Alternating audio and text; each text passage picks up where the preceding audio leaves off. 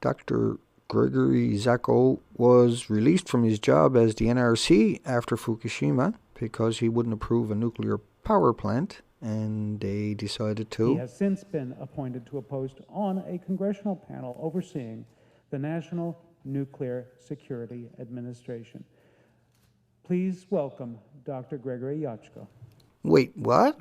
He got fired because he wouldn't allow Volvo to have new military-industrial complex nuclear power plant, and then they appoint him to the security of the military-industrial nuclear power for the plants. next 9 months, a period of time that I think is unprecedented in the studies, analysis, and models that are done about nuclear power plant accidents.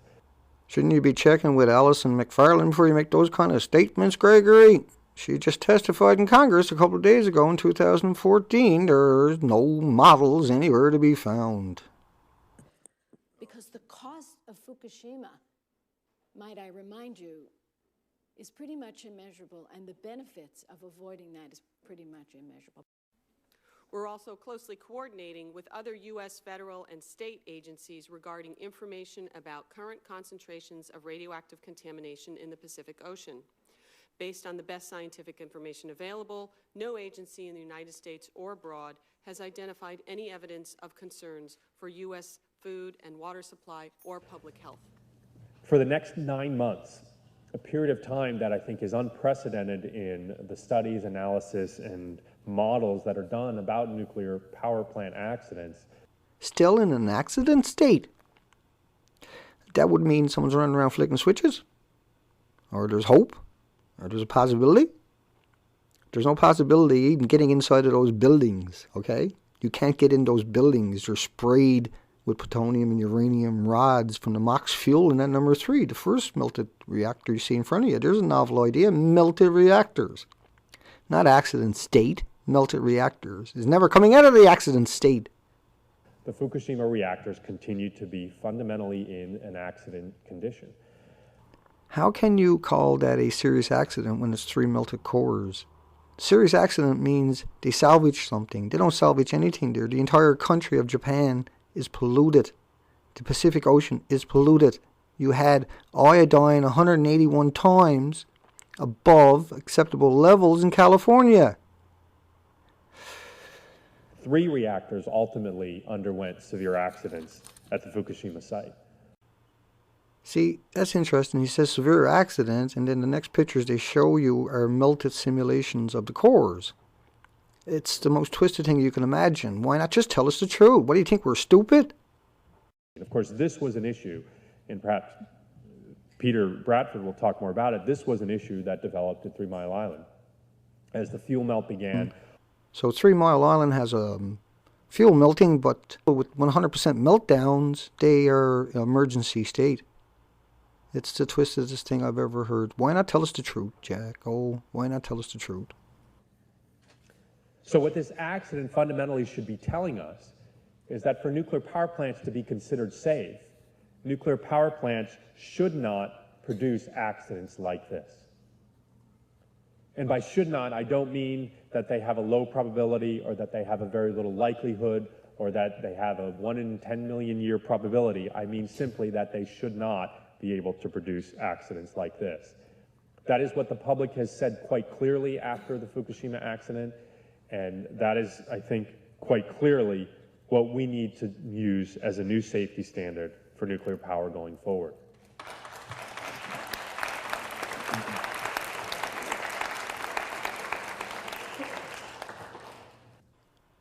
The way forward would be to take 4,800 peer-reviewed academic studies that are published every single day and locked away at Elsevier, Springer, and Wiley, take those professors and institutions and put them to work on renewable resources and energies.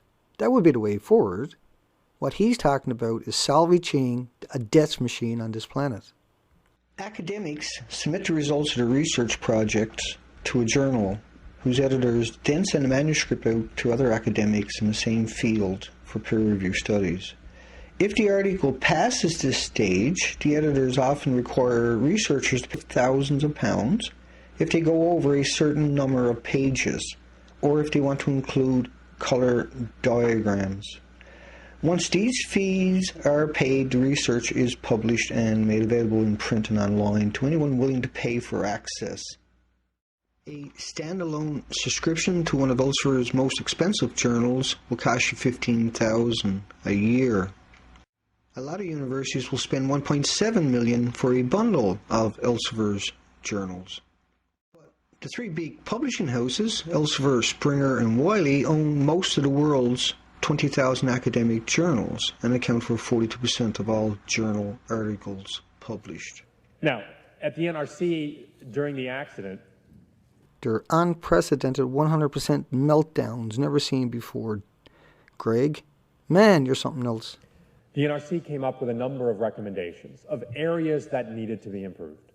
All plants are leaking toxins right into your community. All plants are leaking, on purpose, toxins right into your ocean. All plants, fuel pools boil off. That releases all those isotopes into your community and your environment.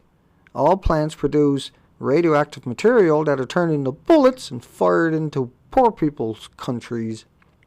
And each one of those bullets are dirty bombs. First of all, I'd like to mention that DU, depleted uranium, had a prior name, and it was DOLRAM. All the military manuals refer to it as DOLRAM, D-U-L-L-R-A-M, which is depleted uranium, low-level radioactive material.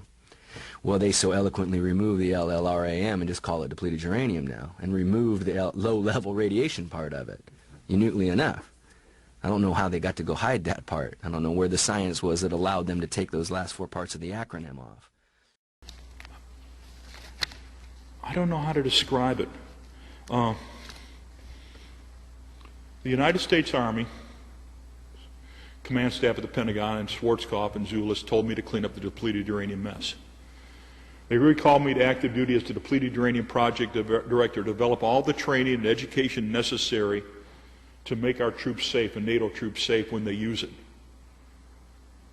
They ordered me to develop the environmental cleanup procedures, and we found out that for each single vehicle, I'd have to take that vehicle, physically remove it, and then scrape all the dirt down to 6 inches out to 400-meter radius in order to make it safe. The highway of death, ladies and gentlemen, is a toxic wasteland depleted uranium mess as we speak. The Seattle Post-Intelligencer, Larry Johnson, just wrote an article, and we worked on and talked with them. They went over there and measured the contamination physically at the site, and it was 1,000 times permissible. Had nothing to do with the U.S. Army measurement. That's your own local newspaper and your congressman. You can't take radioactive materials and deliberately and willfully throw them in somebody else's backyard, deliberately and willfully deny medical care to the U.S. veterans, the heroes of our nation. You can't deliberately and willfully deny medical care or the protocols to the enemy soldiers, because according to the Geneva Conventions, if I shoot the enemy and he survives, I got to provide him medical care. Fearing that the troops would revolt, as they had in Vietnam, and turn the guns around on the officers, until the day they actually went to engage in Kuwait, they didn't issue them any live rounds. Then, because they know that body counts is a problem, and as those go up, the opposition to the war would grow, they developed a strategy that I believe was a direct war crime when they actually went to engage in Kuwait.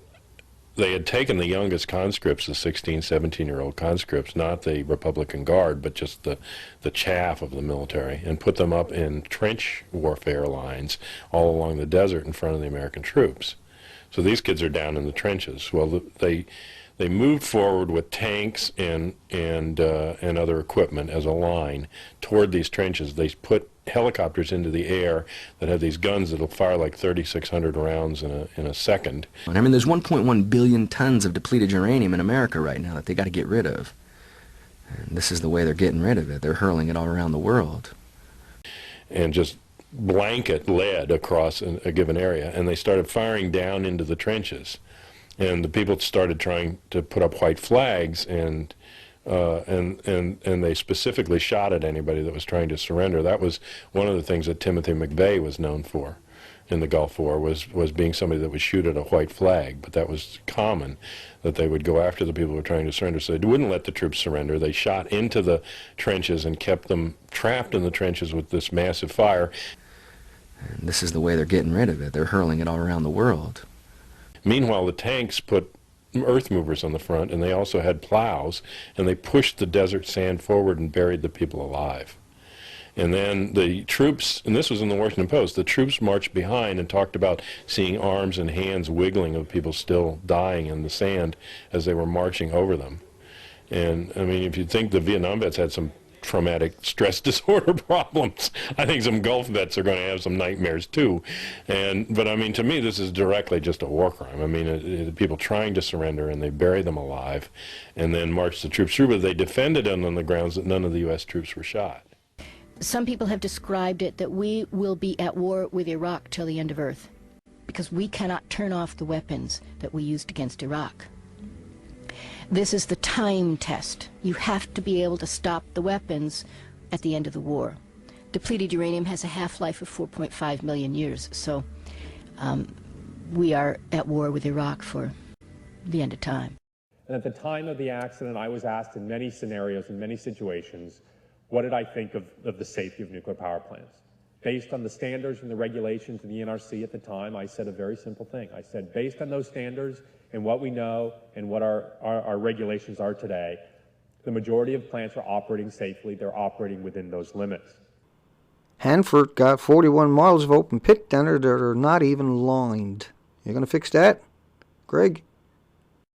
I know this sounds incredible to people, but there are 40 miles of unlined trenches at Hanford, if you stretch them end to end, into which our federal government, your government, was dumping radioactive waste from nuclear weapons production and its own reactors until the year 2004, when we put those pictures on air and in our campaign literature for Initiative 297. It's been against the law for decades for a municipal government to dump in municipal garbage in unlined landfills, but our federal government thinks it's okay for radioactive waste, even though it seeps right out of those trenches, and that stuff is all moving through the soil to the Columbia River. Hanford's got 450 billion gallons dumped into the soil out of the containers, directly into the soil. You going to fix that? What they're not telling the public is that they also deliberately dumped out of the high-level nuclear waste tanks in the 1950s and 1960s billions of gallons of liquids into the soil. And it is very, very toxic. It is radioactive. It includes uranium, that with half-lives of hundreds of thousands of years, and plutonium, and technetium-90, and strontium-90, and technetium-99, and all sorts of chemicals as well. And it's a witch's brew of deadly wastes, and it's all moving towards our lifeblood, the Columbia River. This is probably the most dangerous stuff on the planet ever. Very, very small quantities of this waste. And it's been said that a Dixie cup full of this waste in a crowded restaurant, everyone would be dead in the restaurant inside of an hour. Even the amount that would fit on the leg of a fruit fly is considered a problem dose, and that's happened at Hanford. Fruit flies have landed on contaminated materials and then flown off to go to the lunchroom and deposit contamination on food and on tables and whatnot, and they've had to evacuate a 20-acre area at the Hanford site because of hot fruit flies and wasps. So this waste in these tanks is very dangerous in small quantities, and it has another feature, which is it's dangerous for very, very long periods of time. You got 45,000 barrels dumped off the coastline of San Francisco, 30 kilometers out. You're going to fix that. But it don't stop there. Off the coastline of California, 30 kilometers from San Francisco, a huge, massive city, your loving government dumped 47,500 barrels containing plutonium, cesium, strontium, the most toxic stuff on the planet. That's 2.5 million gallons, or 80 million Dixie cups of the most toxic stuff on this planet. This is your government done this to you. This is the people that say they're going to protect you. This is the people that scream about someone might set off a dirty bomb. Dirty bomb. This is what they scream about all the time. One can imagine an enormous amount of disruption, even if a very small dirty bomb were detonated. To counter the danger, an unprecedented effort to equip first responders with radiation detectors. From the city to the suburbs, remember. And I made a very important addition to that. And I said, but if we need and we identify areas and challenges and things that need to be fixed, then we will make sure that we implement those recommendations, that we implement those Hanford lessons. has 200 square miles of contaminated groundwater below the site there, and that is spreading over time because the contaminants in the soil are leaking at a constant rate into the groundwater. But when I was chairman at the NRC, one of the complaints I heard from the industry repeatedly was that there were not enough experts to go back and reassess and reanalyze the seismic impacts on nuclear power plants. Well, my first thinking was, shouldn't we have been doing this all along? Why all of a sudden now do we have to hire all these people to now go out and conduct these assessments and these analyses? Why isn't this something that was being done on a routine and regular basis?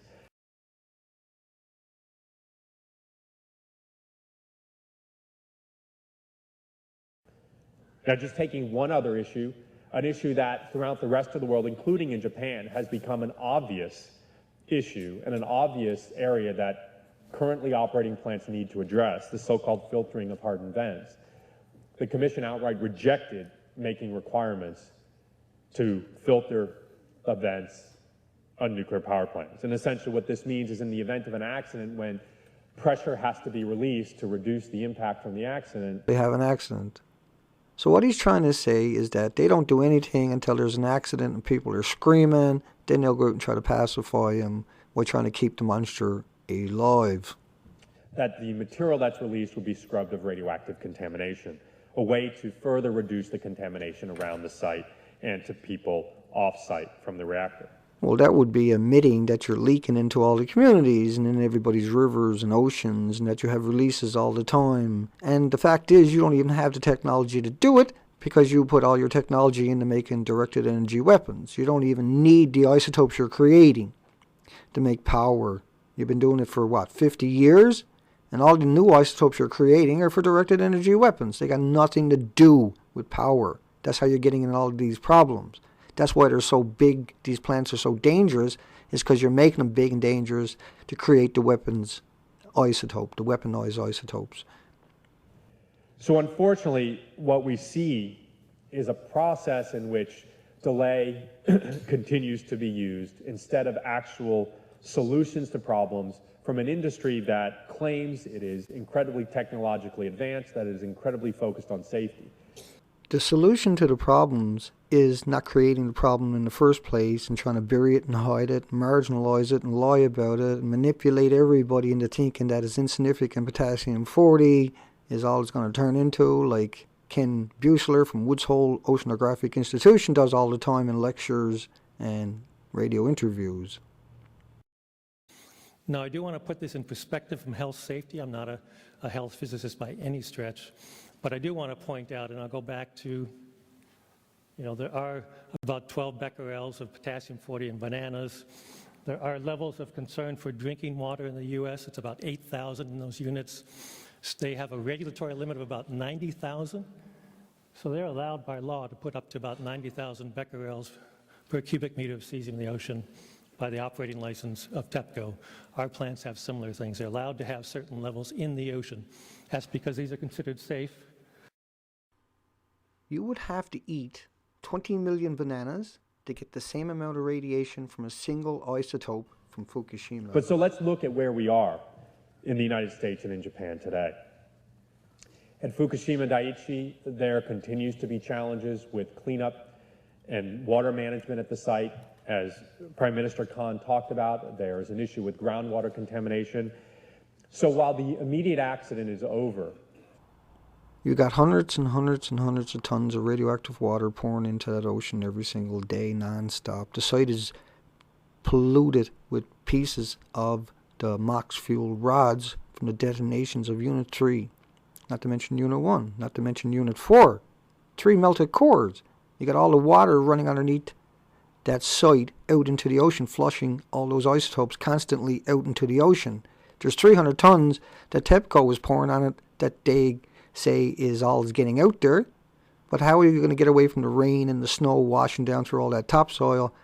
How are you going to get away from it washing all the radioisotopes all around Japan back out into the ocean? How are you going to get away from that being liberated, carried up into the jet streams, carried into rain onto other continents? The challenges from this accident continue. And I think to some extent the good thing that has come out of some of the recent reports and the recent contamination events has been a renewed focus on this tragedy in Japan. It's a non-stop contamination event. It's an extinction level event for the Pacific Ocean. It polluted the entire northern hemisphere, and there's something good that came out of this, so that you can keep nuclear power alive for a little bit longer. Is that what it is? I hate to see you down in Japan, man. I think they'll string you up. And as long as there's a significant source of contamination there, that will ultimately lead to continued contamination of the sea and the groundwater around the site. It can't stop polluting. It can never stop. It's got a 4.5 billion year half-life just from the MOX fuel that blew up all over that site. They can't pick up those pieces. They can't even find them anymore. Because they went through that nuclear chain reaction, the neutrons and the X-rays from all these chunks all over that site are producing unimaginable isotopes that are being released into the environment till the end of time. There's nothing they can do with that site. If they bury it under a mile of dirt, it's still going to hemorrhage out from underneath it. But ultimately, the international credibility of the Japanese nuclear industry is at stake, and with that... Credibility. How can you have credibility against something that you can't stop, against something you can't protect, against something you can't decontaminate, you can't filter, you can't save the Pacific Ocean, you can't change the fact that North America was rained on constantly by radioactive fallout and will continue for many decades. If we're lucky, it'll stop then. It's not likely though. There was such a big release and it's so toxic. But there will be for decades a cleanup activity at the site at Fukushima. There will be the water management issues. There will be the removal of spent fuel pool. There will be decontamination of communities in the hopes that some people may be able to return to their communities. But after years and years and years, it's hard for a community to be brought back together. Leaving it there till the end of time. But nuclear power is okay. We'll get the kinks out of it. You can trust us. We won't lie to you. We won't manipulate you. We won't send out Woods Hole Oceanographic Institution scum buckets to lie, manipulate, and deceive the population at all. No, we don't need to do that because everything is fine, right? There will be the removal of the melted fuel, or perhaps the inability to remove the fuel and the need to simply leave it in place. Like, how dare you? What, are you going to decontaminate Japan at the same time? You're going to decontaminate the Pacific Ocean at the same time? Are you going to decontaminate the Northern Hemisphere? The U.S. government's own model over a 40-day period showed the entire Northern Hemisphere polluted by cesium-137. You can't have cesium-137 without 30 times more strontium because of the fuel you used in Japan. It's 30 times more strontium-90. Because of that MOX fuel, which is missiles, nuclear missiles that have been remilled into more potency. And then ultimately some type of decommissioning of these reactors, a process that will take probably my entire life to finally be completed. It's an outrageous lie. It's an unbelievable, unimaginable outrageous lie he just said. They can't do anything with this stuff. They can't even build a sarcophagus to put it in. All their licensing says that they have that stuff, but they actually don't. They're talking about Yucca Mountain at the Senate hearings a few days ago as a last-ditch effort to find a place to put all of this stuff, and they never mentioned the waste. 2.5 million bullets a month of uranium-238, which is left over from the process of this stuff, from making nuclear power, the military-industrial complexes, militarized isotopes. Uranium-238 is fired in other people's countries non-stop. This is the stuff that he won't talk about, but that he's supposed to talk about, that he's supposed to acknowledge, and then he can't because he'll get people like me coming out there and dropping them on his fucking head. That the management of spent fuel in the long term had been solved and resolved, and the industry was able to move forward in a thriving way with a new generation of bright young people willing to pursue this technology because it truly was beneficial. So what's the sense of having these people in position if they're just going to let the industry do whatever it's want? Right? What's the sense of it? That's his way of telling you that he has no control and he only does what he's told.